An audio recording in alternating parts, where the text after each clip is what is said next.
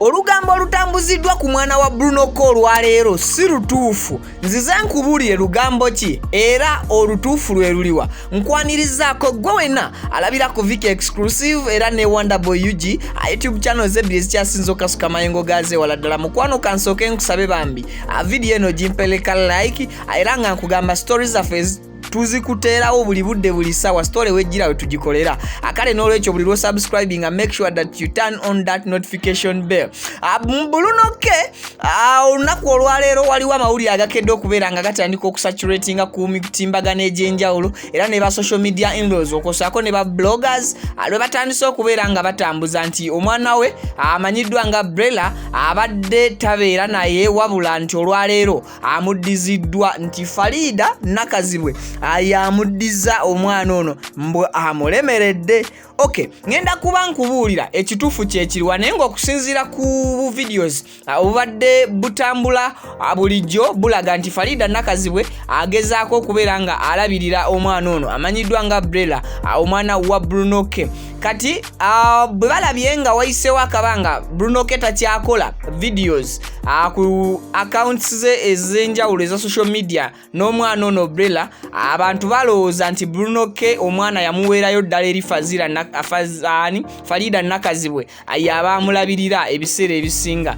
Wabula olwaleero babadde bali awo ku account ye ya Instagram n'apostinga omwana ono ng'ali naye mu bifaananyi ne mu katambi. Wano ku Viki Exclusive ne Wonderboy UG nja kukugamba nti akatambi ako akakwatiddwa ne kateeka ku Instagram ya TikTok eya Bruno K era ne ku Facebook ne ku Instagram account ye blogger gye bajje stories ezo ne batandika okubeera nga bazisaasaanya n'okumatiza ababagoberera nti Bruno K omwana bamumuddiza nti era Farida Nakazibwe ayamuddiza. Ngenda kuba nkuwa ebisingawo ku ebyo neera nga kansooke nkujjukize nti Biva Organic asangibwa ku Access Building Lubaga Road. Buli alina ekika ky'endwadde bannange guno mwaka mupya kkiriza ojjanjabwa endwadde ezo n'eddagala eritalina bulabe eri omubiri gwo okosaako n'obulamu bw'okutwaliza wano. Basangibwa naawo ku Access Building Lubaga Road bakujjanjaba bakozesa ddagala lya butonde.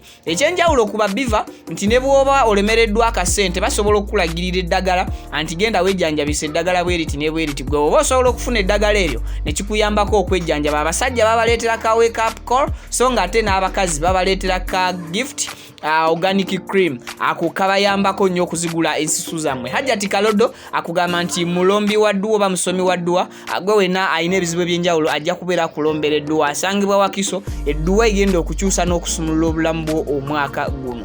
Kati ng'ensonga ya Bruno K ngizeeko katono nnyo oluvannyuma lwa maama w'omwana ono okuva mu bulamu bwe and may her soul rest in peace. So wavaayo olugambo olw'enjawulo olulambika nti Bruno K yandibanga ali mu mukwano ogw'ekitalo awo n'omukyala amanyiddwa nga Farida Nakazibwe. Oluvannyuma ne kizuuka nti ate Farida Nakazibwe bambi abaali tebamanyi nti alina ne family oba alina abaana ne bakiraba nga Farida atandise okubeera nga apushinga oba okupostinga abaana be.